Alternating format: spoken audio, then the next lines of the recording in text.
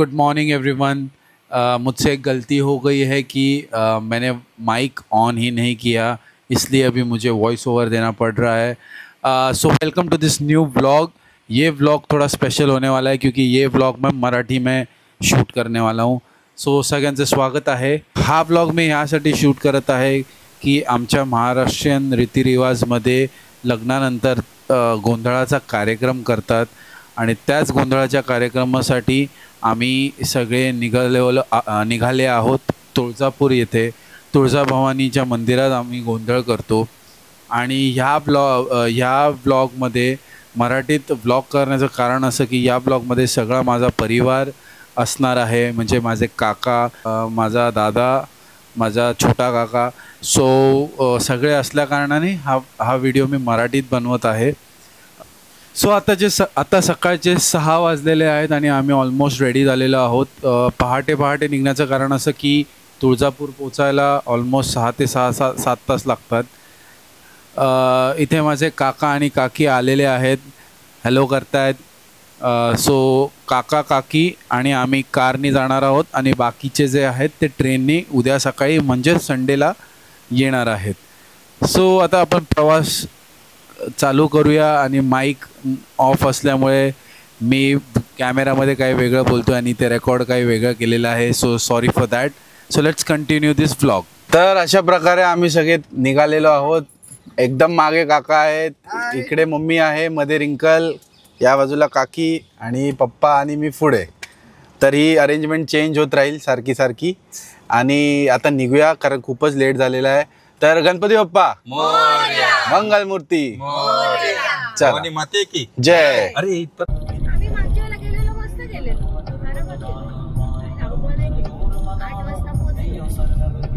लग्नानंतरच्या गोंधळाचा मराठी त्याच्यामध्ये एक कार्यक्रम असतो महाराष्ट्र रीतिरिवाजांमध्ये। महाराष्ट्राच्या रीतिरिवाजाप्रमाणे लग्नाचा गोंधळ घालायचा असतो, देवाचा गोंधळ।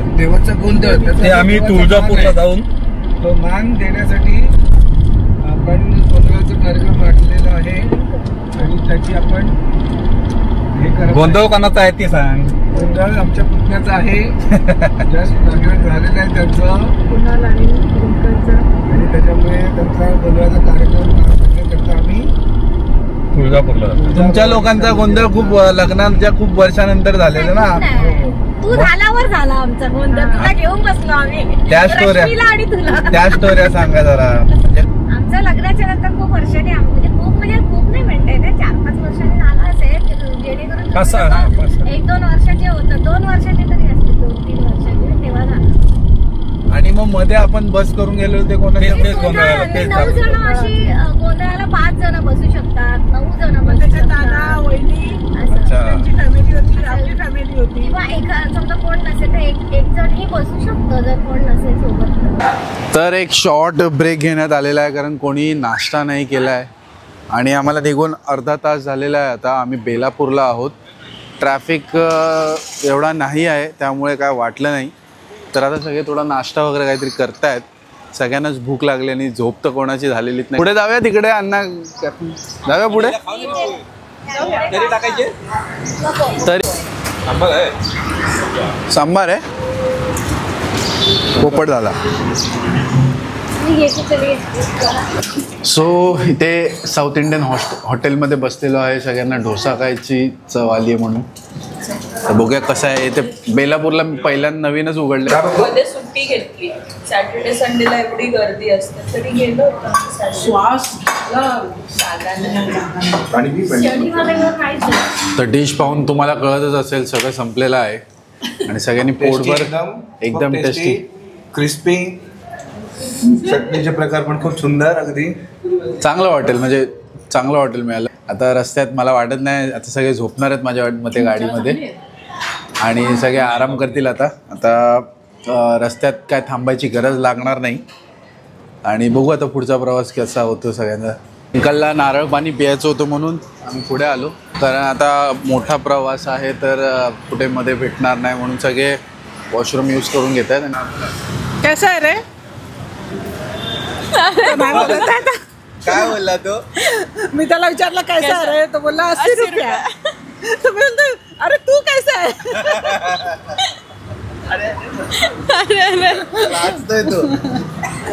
मी पोचलेलो आहोत पुण्याला आणि आता एक वॉशरूम ब्रेक घेतलेला आहे, कारण सगळ्यांनाच बसून सगळ्यांनाच गाडीत बसून कंटाळा आला होता. सो एक छोटासा हॉल्ट घेतला आणि वॉशरूम ब्रेकही झालेला आहे. सो आता पुण्याच्या थोडं पुढे आलो, पुणे साताऱ्याच्या मध्ये आहे आणि जेवणासाठी काहीतरी बघायचं म्हणून इथे थांबलेलो आहे. तर इकडे एक फूड कोर्ट मिळालं आहे, तर बघूया तिथे काय व्हरायटी आहे खायला. रिंकलला भूक लागली की नाही? हो, माझ्या बायकोला भूक लागली म्हणून जेवायला आलो आम्ही. झणझणीत मिसळ खाऊ. तिला झणझणीत मिसळ खायची आहे.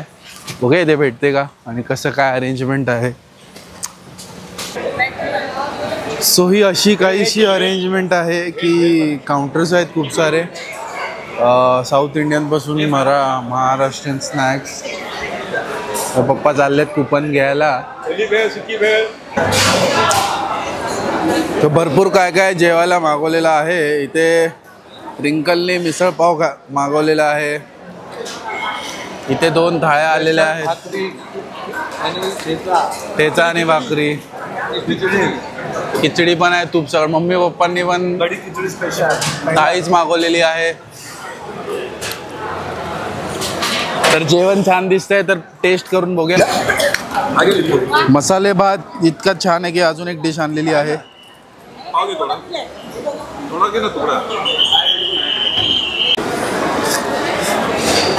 छान असं जेवण झालेलं आहे आणि आता थोडं छोटी मोठी शॉपिंग करत आहेत.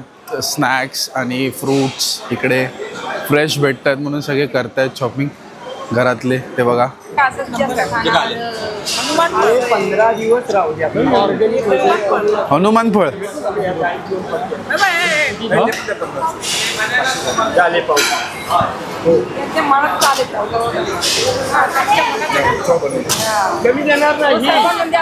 घेतलंय. पेरू घेतले.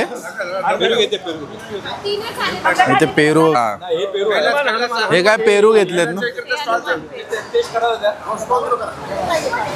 तर ते हनुमान फळ टेस्ट करायला देतात. बघूया कसं लागतं. पहिल्यांदाच खातोय मी पण.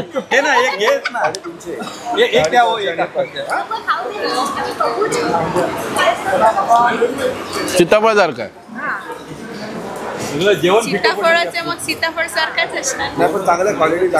हनुमान फळ आहे. सीताफळच आहे हा, हनुमान फळ आहे. सीताफळ. अरे डोबी, हनुमान फळ आहे. रामफळ पण येतो. ती शॉपिंग काय संपत नाहीये. धान्य घेतले, फळं घेतली.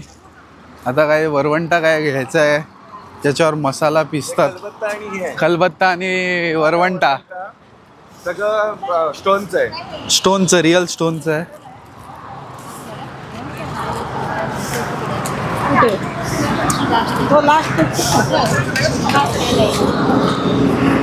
हे काय घेते मम्मी? चटणी वाटायला. चटणी वाटायला. हा पाटा आहे आणि हा वरवंटा आहे. माझ्या लेकाला चटणी पाहिजे की नाही म्हणून मी घेते. लेकीला पण आणि माझ्या सुंदरीला शेंगदाणे खरडं वाढून द्यायला. तर ह्यांची काय शॉपिंग संपत नाही. मी जातो, गाडी काढतो, कारण गाडी तापली असेल. आता पोटभर जेवलेलो आहे आम्ही आणि आता पुढचा प्रवास करायचा, पण हे लोक काय निघतच नाही आहेत.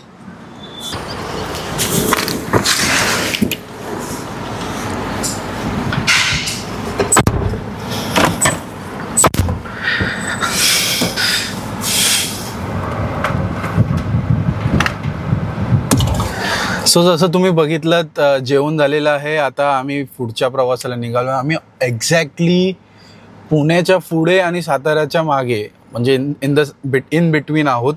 आणि इथून अजून माझ्या मते 3-3.5 तासाचा प्रवास आहे. आता वाजलेले आहेत 3-3.5-4 तासाचा प्रवास आहे. प्लॅन थोडा असा झाला आहे की आम्ही पहिले पंढरपूरला जाणार आहोत, विठू माऊलीचे दर्शन घेणार आहोत आणि त्यानंतर आम्ही तुळजापूर येथे जाणार आहोत, कारण तुळजापूरचा आमचा जो कार्यक्रम आहे तो उद्या सकाळी 6-6:30 वाजता आहे. सो आजची रात्र आजचा दिवस आमच्याकडे मोकळाच होता, म्हणून आम्ही ठरवलं की पंढरपूरला पहिले जाऊया आणि विठू माऊलीचे दर्शन घेऊया, कारण जवळच आहे.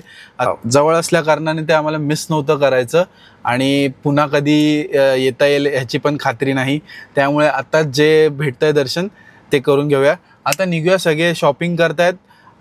मी गाडी काढतो आणि त्यांना पिक करतो आणि तेव्हा भेटूया. सकाळी मी काय जास्त दाखवू नाही शकलो, कारण सगळे थोडे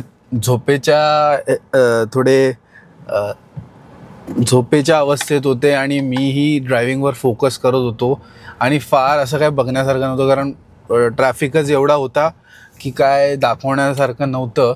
आता मी ट्राय करेन की जेवढं जास्त दाखवता येईल किंवा जेवढं जास्त सांगता येईल तेवढं मी सांगेन, कारण मला हा व्लॉग इंटरेस्टिंग बनवायचा आहे आणि तुम्हालाही दाखवायचा आहे.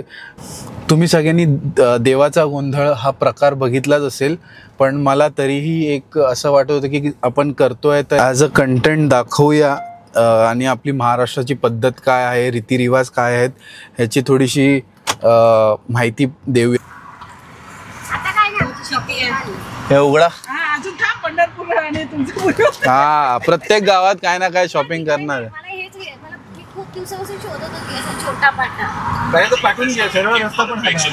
हे काय इथूनच टाकूया, बघ आता पुढून जाऊया, फिरवतो मी गोल.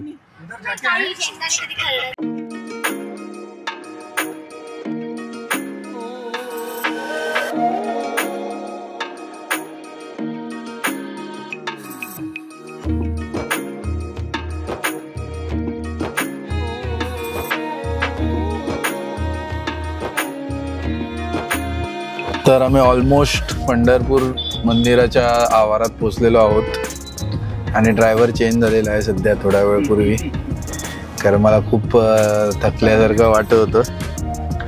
सो मी थोडा आराम केला आणि सगळे आता फ्रेश अप होत आहेत. रस्ता खूप शॉर्ट आहे.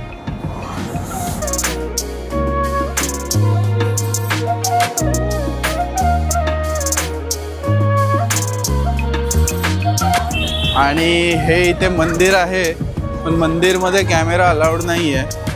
तर मी हे मंदिर आहे, मंदिरमध्ये कॅमेरा अलाउड नाही आहे, तर मी कॅमेरा गाडीत ठेवायला चाललेलो आहे. एरिया आहे इकडे, छान आहे. पार्किंगची थोडी प्रॉब्लेम आहे. आज एकादशी आहे म्हणून गर्दी आहे जरा जास्त. तर बोललं जातं की 1 तास जाईल दर्शनाला. तर बघू, आता पहिले पार्किंग करू, थोडं चहा नाश्ता करू आणि मग दर्शनाच्या लाईनमध्ये उभं राहू आणि बघू किती चांगले दर्शन भेटतात आपल्याला. तर आता वाजले आहेत रात्रीचे 9 आणि आमचं खूप सुंदर विठू माऊलींचं दर्शन झालेलं आहे. विठू माऊली आणि रुक्मिणी आईचे दर्शन खूप सुंदर आमचे झालेले आहेत सगळ्यांचेच. आत्ता जस्ट आम्ही जेवलो सगळे, कारण बाहेर काय जेवणाची सोय आहे नाही काय माहीत नाही, ते इथे चांगलं भेटत होतं. तर आम्ही इथेच जेवलो आणि खूप सुंदर दर्शन मिळाल्यामुळे दिवस आजचा खूप चांगला गेला. आता आम्ही निघणार आहोत तुळजापूरसाठी, जिथे आमचा हॉटेल स्टे आहे. आता मी गाडी पे.एन. पार्कमधून घ्यायला आलेलो आहे. इथे चांगली सोय आहे पे.एन. पार्कची, मंदिराच्या जवळच अगदी. झालं आम्हाला थोडा उशीर ह्याकरिता झाला, कारण आरती आम्ही जसं लाईनमध्ये लागलो तशी आरती गाभाऱ्यात सुरू झाली, त्यामुळे आम्हाला थोडं लाईनमध्ये थांबावं लागलं आणि तो वेळ आमचा गेला. बट नो वरीज, पण देवदर्शनाला आलो आहे तर वेळेचं भान ठेवायचंही नसतं आणि खूप सुंदर दर्शन मिळाल्यामुळे त्याचं काही दुःखही नाही आणि काही वाईटही वाटत नाही आहे. फक्त आता प्रॉब्लेम इतकाच आहे की आम्हाला उद्या सकाळी लवकर उठायचं आहे 5 वाजता आणि पंढरपूरवरून तुळजापूरचा रस्ता हा 2 तासाचा आहे. सो स्लीप मॅनेजमेंट अजिबात होणार नाही आहे. पण ठीक आहे, प्रवासात हे सगळ्या गोष्टी होतच राहतात. तर आता आपण निघूया, सगळ्यांना पिकअप करूया, कारण सगळे हॉटेलच्या इथे वेट करतात. मी पे.एन. पार्कमधून गाडी काढायला आलेलो आहे आणि सगळ्यांना पिकअप करून आपण पुढच्या जर्नीला कंटिन्यू करूया. भरपूर स्ट्रगल नंतर आम्ही तुळजापूरला पोचलेलो आहोत. ऑलमोस्ट 1.5 तास लागला आणि हॉटेलला पोचायला तर थोडं कन्फ्युजन झालं, पण ठीक आहे, भेटलं ॲट दी एंड हॉटेल. सगळे थोडे घाबरलेले की कुठे आहे हॉटेल, काय आहे. पण चांगलं आहे की मंदिराच्या जवळचं हॉटेल आहे आमचं, सो वॉकेबल डिस्टन्स आहे, सो काय टेन्शन नाही आहे. हे आपलं हॉटेल आहे, दिसतं छान आहे. आता बघूया आतमध्ये कसं आहे. सध्या काका आणि पप्पा सामान काढतायत, बघू. मला ॲक्च्युली रिक्वेस्ट केला पाहिजे होती की थोडं लेट चेकआउट करायला, पण ठीक आहे उद्या बोलू. आता सगळेच खूप थकलेले आहेत आणि सगळ्यांनाच खूप झोप येते. माझाच फेस बघा तुम्ही किती थकलेला दिसतोय. अँड रिंकल तर फुल आउट अँड आउट आहे, बट स्टील लुकिंग प्रेटी. तर आजच्यासाठी इतकंच ठेवूया आणि हा ब्लॉग कंटिन्यू करूया फॉर डे 2. उद्या आता जसं पंढरपूरला विठ्ठल रखुमाई मंदिरमध्ये मला कॅमेरा आणि फोन अलाउड नव्हते, आय थिंक इकडे सुद्धा अलाउड नसतील, बट मी ट्राय करेन. कारण जो गोंधळ असतो तो मंदिरात नसतो, तो बाहेर होणार आहे. गोंधळ करण्याचे रीतिरिवाज काय आहेत, कसं काय असतं ते मला सगळं शूट करायला मिळतं का नाही मिळतं. ते जर मला शूट करायला मिळालं तर मी ऑब्व्हियसली व्हिडिओमध्ये नक्की टाकेन. बट सकाळी जो देवीचा अभिषेक आम्ही करणार आहे, मला वाटत नाही त्याचं मला शूट करायला मिळेल. सो आय डोंट थिंक ते मी टाकू शकेन व्हिडिओमध्ये. But no worries, let's see how tomorrow the plan goes. But for now हे इथेच संपवूया. So good night all of you. Thank you for watching. Bye bye. Take care.